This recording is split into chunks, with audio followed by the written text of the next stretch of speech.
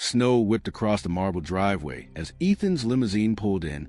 His phone was still in his hand when he saw her, his mother, leaning against a woman wrapped in torn blankets. The billionaire stopped mid-step. His breath fogged the air. The scene didn't make sense. His mother, Margaret Cole, heiress, society icon, was resting her frail head on the shoulder of a homeless black woman. A security guard hesitated. "Sir, should I?" Ethan raised a trembling hand. "Who is she?" The homeless woman turned, dark curls glistening with snow, eyes steady despite the cold. "She fainted outside the gate," she said softly. "I was just keeping her warm." Every camera on the estate flickered red. Ethan's voice cracked through the stillness. "You touched my mother?" The words sliced the air like ice.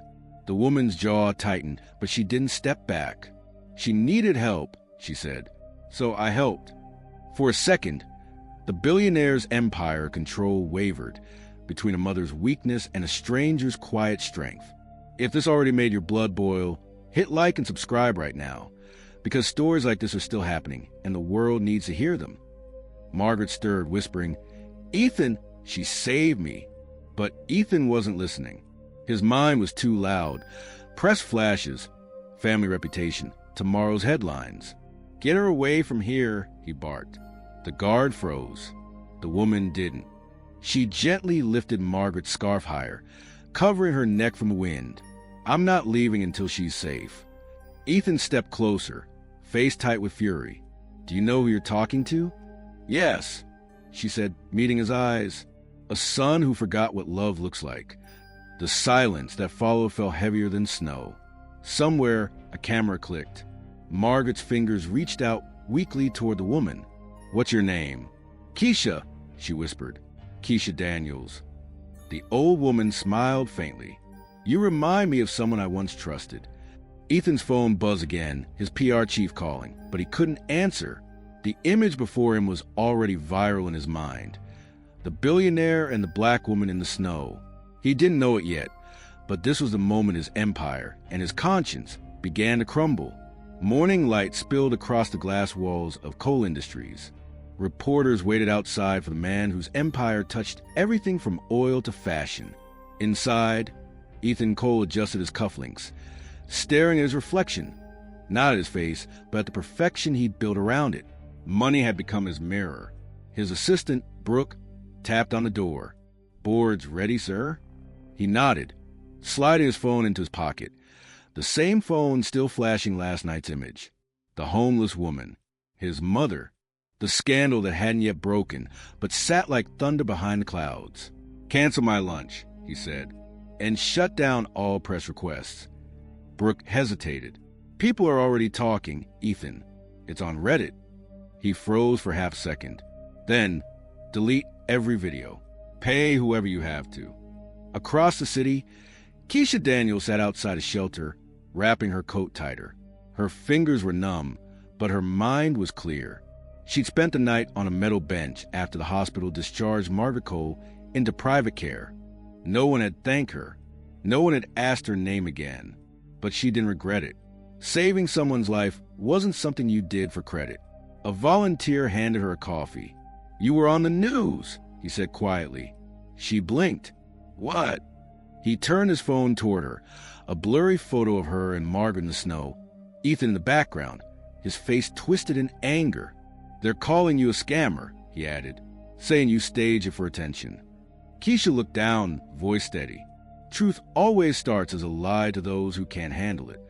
Meanwhile, in his penthouse, Ethan's mother stirred awake. "Where's the woman who helped me?" she asked the nurse. The nurse smiled awkwardly. "Mr. Cole said she wasn't family."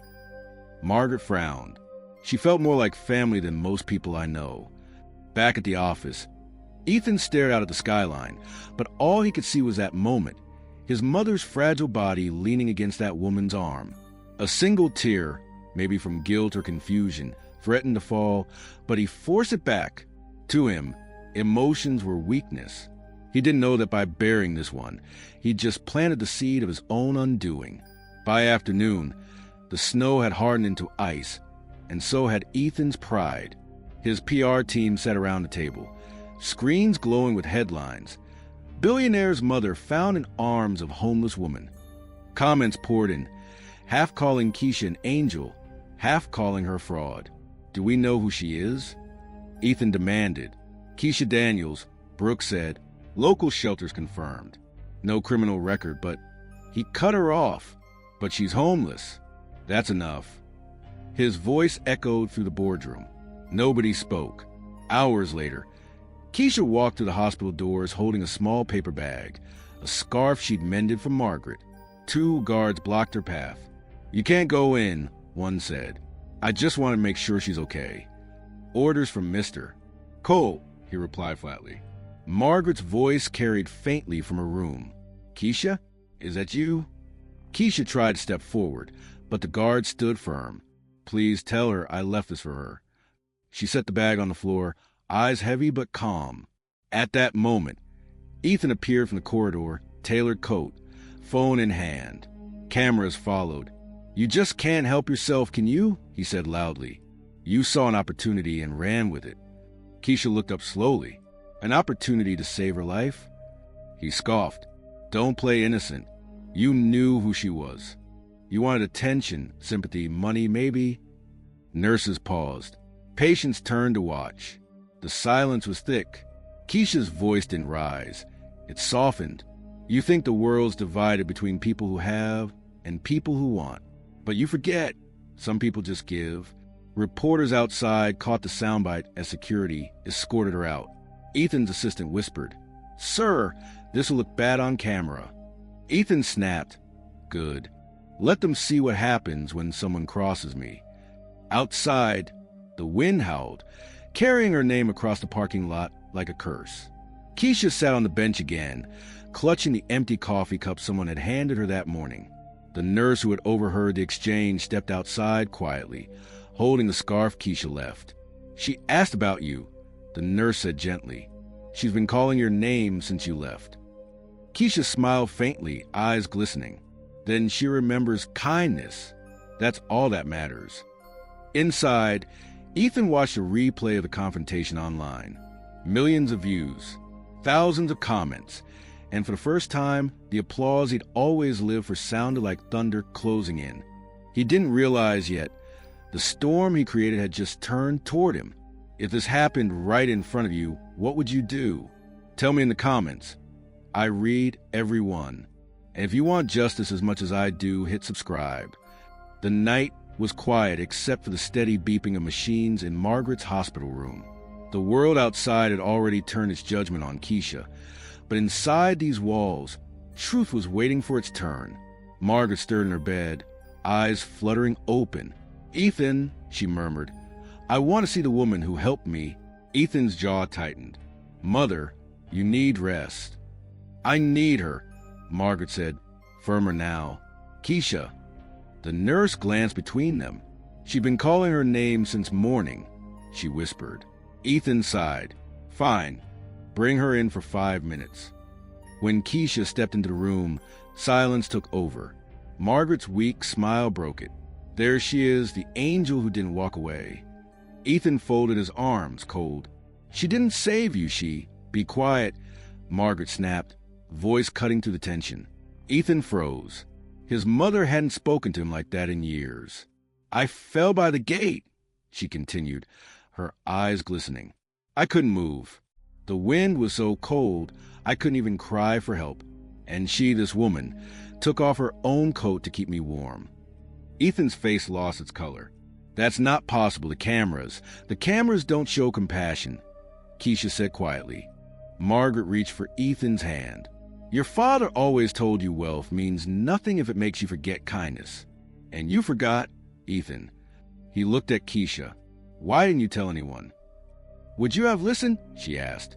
For the first time in years, Ethan didn't have an answer. The nurse placed a folded envelope in Margaret's hand.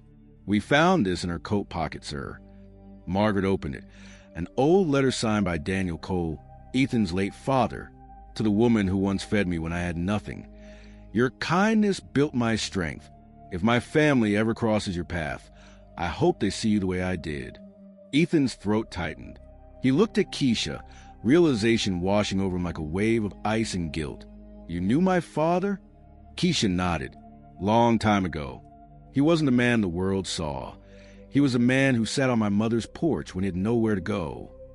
The room went still. Margaret whispered, Seems our lives have come full circle. Ethan turned away, voice breaking. What have I done? Keisha took a breath. What we all do sometimes, judge before we understand. And for the first time in his life, Ethan Cole felt something stronger than pride. Shame. Morning came with headlines that no billionaire could bury. Racist billionaire humiliates black woman who saved his mother. Every major outlet carried the story. Social media burned with outrage. Comment sections overflowed with one word repeated thousands of times. Disgrace. At Cole Industries, investors pulled out, partnerships froze, and sponsors demanded statements. Inside his office, Ethan sat in silence, the glow from his laptop screen reflecting the chaos he created. Brooke entered cautiously. They're asking for your apology, sir. Ethan's eyes didn't leave the screen. Apology for what, being lied to? Brooke hesitated. No one believes that anymore. The hospital footage leaked. It shows her keeping your mother alive for almost 20 minutes before help arrived. The air left his chest like a punch. Who released it? Does it matter? She said softly. Everyone's seen who you really are. Meanwhile, at the shelter, Keisha tried to keep her head down, sorting boxes of donated clothes. Cameras waited outside the gate, flashing every time she stepped out. She avoided them all, her focus still on helping the people who needed it more than she did. One reporter finally caught her near the church steps. Miss Daniels, do you have a message for Mr. Cole? Keisha smiled faintly. Yes, I hope he sleeps well, because I still can. The clip went viral overnight. Millions watched, millions shared. Hashtags exploded. At home, Margaret watched the same video on repeat. She turned to her son, who stood motionless behind her chair. She forgave you publicly, Margaret said. What's stopping you from doing the same privately? Ethan's voice cracked. I don't know how to start. His mother reached for his hand. Then start by remembering who you were before the money. The boy who cried when his dog went missing. The boy who said he'd grow up to help people, not crush them. That night, Ethan opened his laptop and typed a statement. Simple, direct, no lawyers this time. I was wrong. Keisha Daniels showed more humanity in one night than I have in a lifetime. I intend to make this right, not with words, but with actions. He clicked post. Within an hour, 500,000 people shared it. The damage was done, but something rare began to grow in its place, humility. And for the first time in years, the billionaire didn't check the stock market before bed. He checked his conscience instead. The morning air felt different, lighter, cleaner. For the first time in weeks, Keisha walked through the city without cameras chasing her. She stopped at the corner cafe where she used to collect leftover bread for the shelter. The owner, who once avoided eye contact, handed her a warm cup of coffee. It's on the house, he said quietly. Thank you for reminding this city what decency looks like. Across town, a construction site buzzed with activity. The banner read, The Daniels Foundation, housing hope for the homeless. Keisha stood frozen as Ethan stepped out from the trailer, wearing a hard hat and no suit for once. He walked toward her carefully, the cold wind carrying his words before he reached her. I named it after your son, he said softly. The one you lost.